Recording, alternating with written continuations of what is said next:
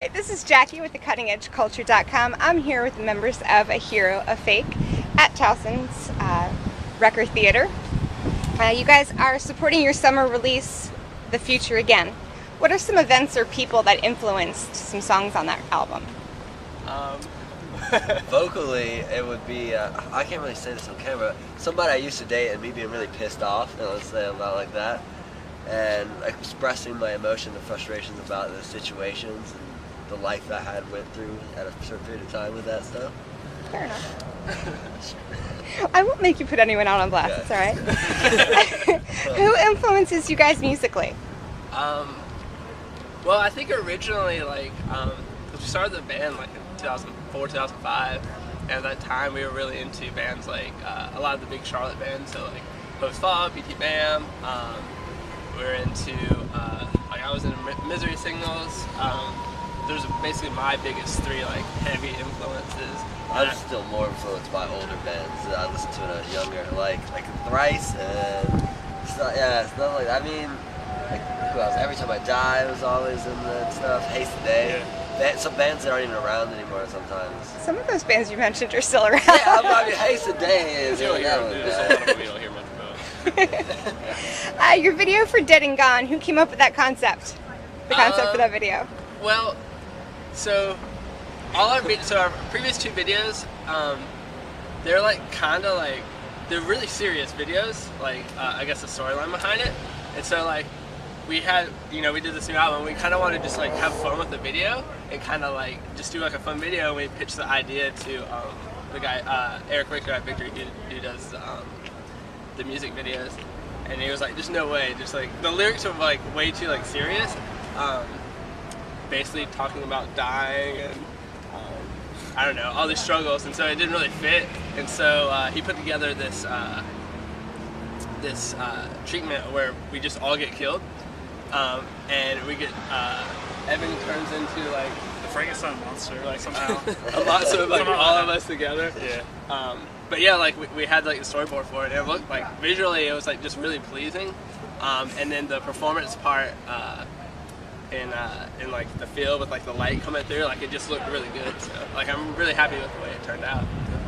It was pretty graphic, which was also really fun to watch too. I think it went pretty well.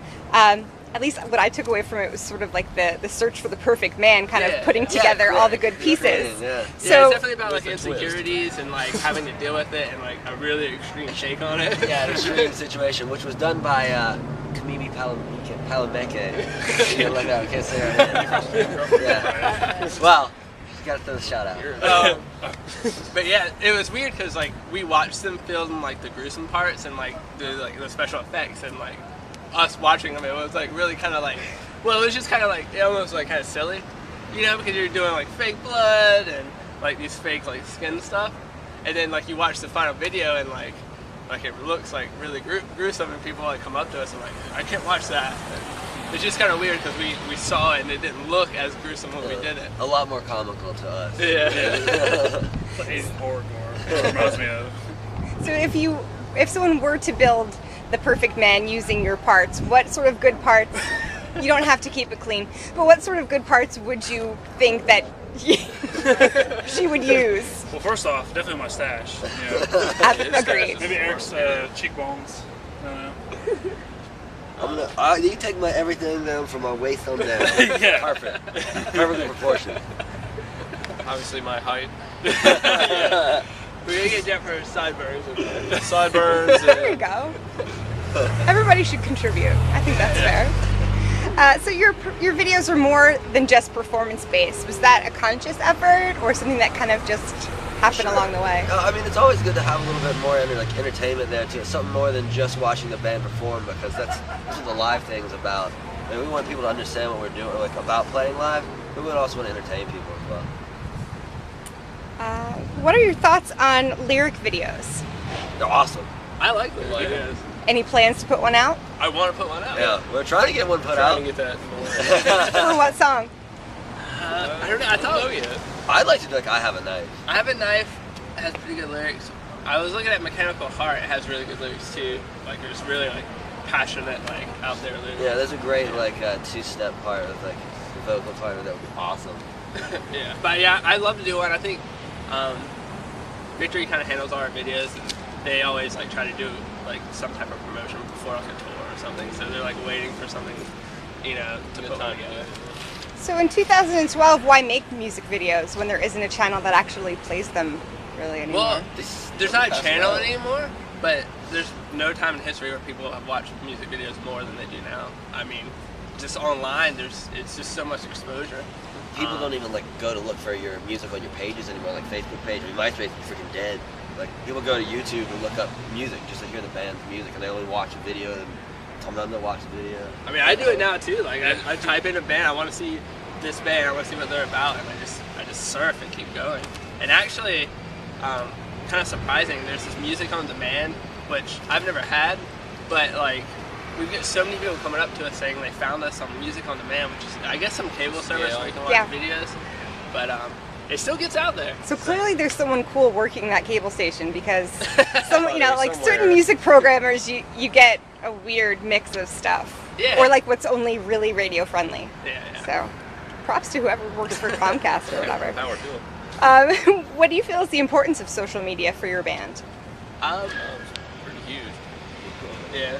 That's like most, like probably over 90% of our marketing comes from that kind of stuff. And then, well, I guess word of mouth from getting out on tour, but... Do you respond to fans' comments, or do you? I try to stay on top of it, yeah. I mean, it it was was a lot really of downtime on tour, so you just kind of stay on it. Yeah. When we were coming out, and you know, when we first started the band in 2005, it was still everything was about MySpace and even like Pure Volume. Yeah. And HXCHardcore.com. Yeah. Oh yeah, hardcoremp3.com. Yeah. And so like all these old sites, and then like on MySpace, you know, like it was. I mean, people just went on there to find music, and so it was the best place to put all your stuff and to build equity and stuff.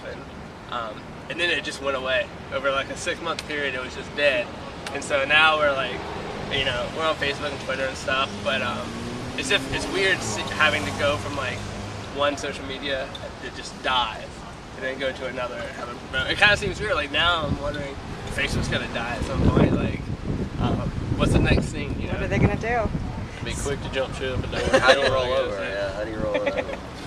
Well, you spoke of things sort of dying, and some might say that sort of like the post.